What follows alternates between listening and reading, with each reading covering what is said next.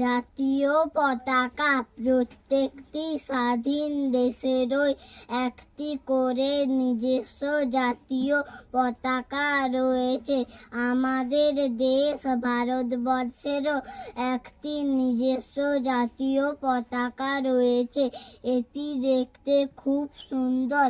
এটির আকৃতি আয়ত ক্ষেত্রাকার। আমাদের জাতীয় পতাকায় 3টি রং আছে। একেবারে উপরে রয়েছে গেরুয়া, মাঝে রয়েছে সাদা, একদম নিচে রয়েছে সবুজ।